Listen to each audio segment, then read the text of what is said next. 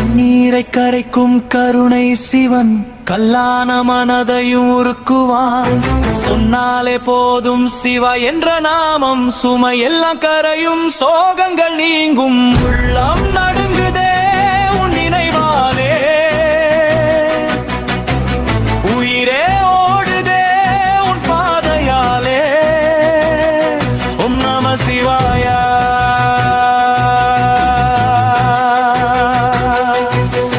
சாம்பல் பூசிய சாந்த சொரூபா, சகல துயரையும் சாய்த்தருள்வாய்.